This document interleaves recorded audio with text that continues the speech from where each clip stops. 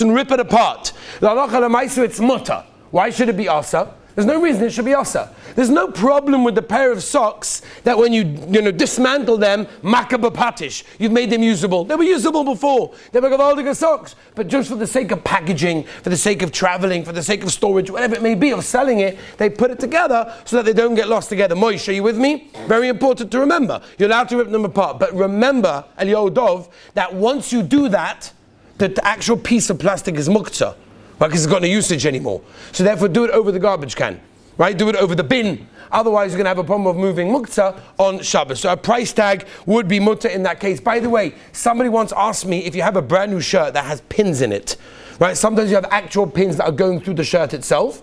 Sometimes you have plastic pieces that are helping it together. It depends on the price of shirt that you're paying. Right? It all depends. So the shayla is, are you allowed to take out those pins on Shabbos Kodesh? So I don't want to get involved now if the pins are actually woven in the different pieces, because that could be a shayla of tefira, pleitzeya, whatever. But al kaponim, let's say they're just holding the folds together, keeping it compressed, either packaging the way they sell it. Halacha l'maisa, you are allowed to open up those pieces on Shabbos to allow yourself to use the shirt. Again, without the shayla of whether or not they're woven in the material, that could be a lot worse. But if it's just simply holding a piece like the fold together, it's not attaching two things, then it could be okay to have a situation of opening up a shirt especially with the plastic pieces that are simply there just to give us a kvetch. It just holds it in. It doesn't actually, it's not a pin or anything like that. Let's talk about watches.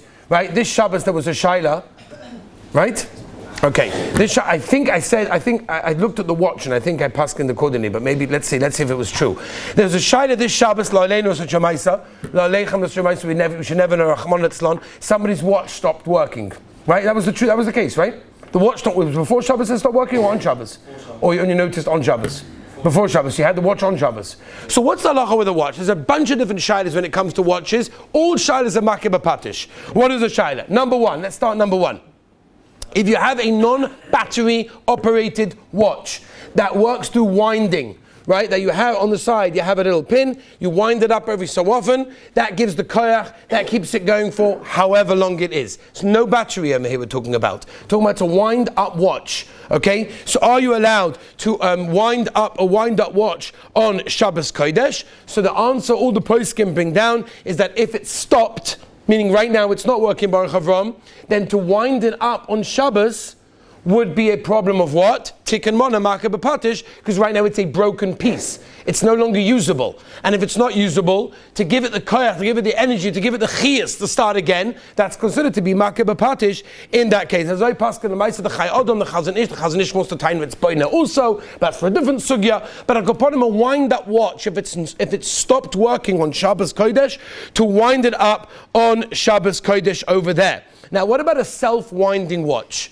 What if you have a watch that you don't have to actually touch anything, you don't have to wind anything up, but the mechanism, right, this is very, very common, that they have watches that the mechanism alone, just by moving the watch, every time you move your hand, that is, so to speak, winding it up, right? It gives the koyach to the watch to continue in such a case. So first of all, to wear such a watch on Shabbos is mutter. Again, people think that it's also you can't wear it because I'm winding it up on Shabbos. The answer is no. If the watch is going, which it normally is, and you're putting it on Shabbos, even on Shabbos Kodesh, as long as it's going, true that every time you move your hand, it's basically winding it up. Number one, it's going already. That's number one.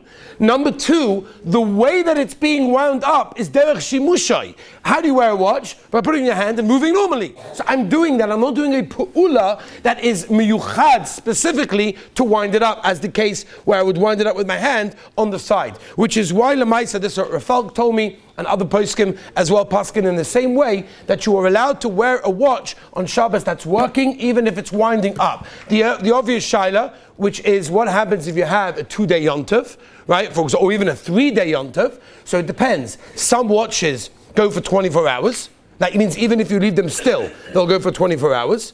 Some of them will go even for 72. right? Maybe some 48 as well. There are different watches, so it really depends on the type of watch. But if it's going, there's no shaila that you're allowed to wear it. Even if, when you're putting it on for the first time, let's say on Yom Tov morning, you're putting it on, or on Shabbos morning, that's, 2-day Yom Tov, whatever. This year we've got Rosh Hashanah, Sukkot's coming up, so you're putting it on Shabbos morning. You know at the time that you're putting it on, it is not going to last till the end of Yom Tov.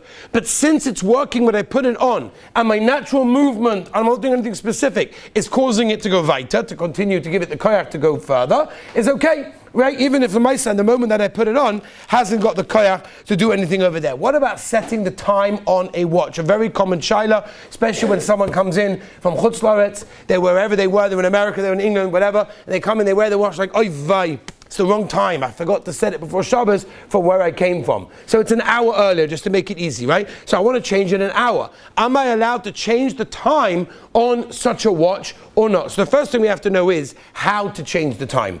If the way of changing the time is by, sometimes it depends how it works, is by putting the little button up, which stops the mechanism, and then when you put it back in, you push it back in, it restarts it, that's obviously going to be asa. That's a dava poshet ad ma'oid. Stopping it from working and making it continue to work is an issa of Makeh BePatish, because you've made it into a broken watch that cannot be used. It's an unusable piece.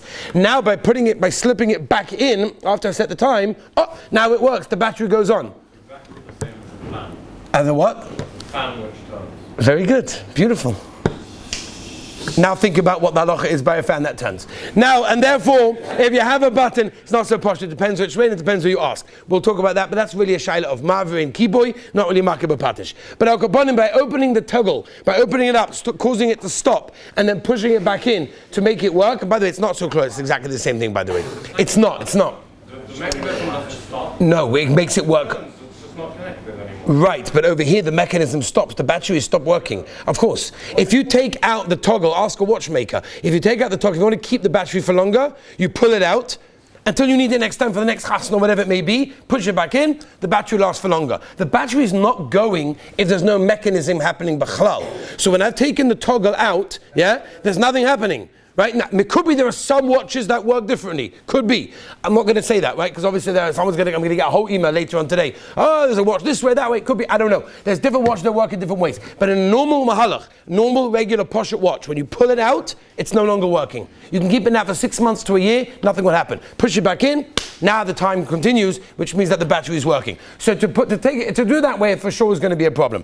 What is the case where I don't need to do that? Right? There are some clocks, for example, that need to do that. I think if I'm not mistaken, this clock over here, which was very nicely donated by a member sitting in the base medrash right now, that this wonderful clock,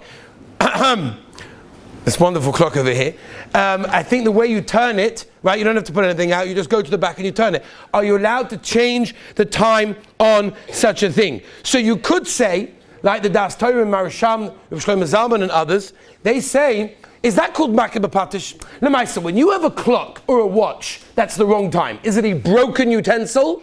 Not really. It's not a broken utensil. It's not the pshat that it's broken and now that I'm fixing it by changing the time. Pshat is that it works.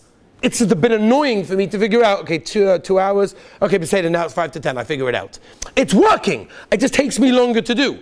Zukim Shlomo Zalman and other Svarim in Chashloima. Why it's mutter is simply because at the end of the day, I'm doing a tikkun, which is not really a tikkun. I'm using it in the regular way. How do you use a watch? By changing the time. They make the ability to change the time so easy because it's a normal thing to do. It's part of the shimush of a watch and a clock is to change the time. If that's the case, that's why Rav Shlomo Zalman said, Me'ika hadin, it's mutter to change the time in a watch or a clock as long as it's not causing the mechanism to stop or the battery to end, apart from the Kaf HaChaim.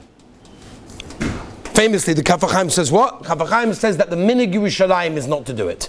As I state in Kaf HaChaim, that the Minig Yerushalayim is not to change the time, but according to most Gedolim, Reb Shlomo Zalman and others, there is no problem. Lemaisa is in changing the time in a case like that, because again, it's working and I'm not stopping the mechanism, and that's it. Rabbi said one last shayla for Makeh BePatish, and that is the Zoy.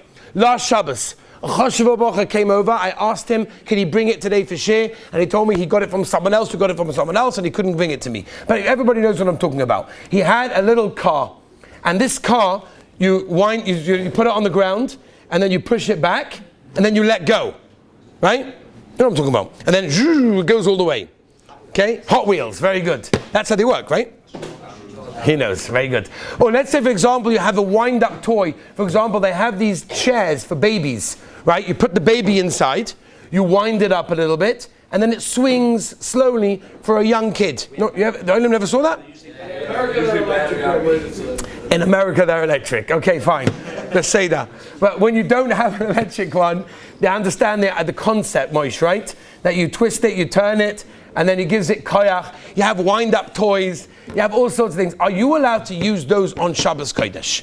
Or is that giving it the koyach? So straight away the Chazon Ish says, Avadonisht. That's boine. What's boine? You're giving it the koyach. You're making it from dead to alive. As I state in Chazon Ish. Mimela, according to the Chazon Ish, to use such a thing would a vada be asa. Zuk Reb Shlomo Zalman, moedige svara. Listen to Reb Shlomo Zalman's lomdus. Minchas Shlomo Chaylik Aleph, look it up. Beautiful. Zuk Reb Shlomo Zalman moedig. We said this svara before, it's all continuing again and again, the same svara Makeh BePatish. Zuk Reb Shlomo Zalman, by the salt shaker, what do we say? Right, mitzvah shal prakim, no gemara, shulchan aruch, shin gimel, whatever. If you have a salt shaker, that the lid, the top, where the salt comes out from, it gets stuck. What happens? It's a broken kli. I don't need it anymore. I cannot use it. I'm going to chuck it out.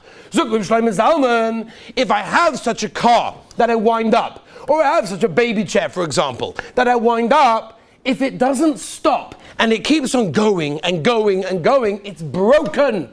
Forget. The whole mila of this is that I'm able to, it stops when I need it, then I twist it over, I twist the car, whatever it is, or twist the handle on the crib, or on the swinger, whatever it may be. That makes it work. So Shlomo Zalman, it's made to work that way. As long as there's no sparks, and you've got to be careful, because some of the cars, when you twist them back, when you let go, there could be there's metal pieces and there's sparks, all sorts of things. By the way, we have to worry about that. I don't know if the Odom even notices. In Eretz Yisrael, this is a big shaila that I don't even know people even like Moshe Dolay Ramadan and Shlavadai to the Gemara Chonin that says very clearly that if you have, for example, a bomb door, right, you have a machsan, a mamad, right? Don't know what I'm talking about? You've been to a house in Eretz Yisrael where they have a bomb door, one of these thick doors, right? This is like the bomb door. It's like a thick handle. It's got a metal piece. Now, not only has it got a metal piece sticking out, that the mashkoif, right?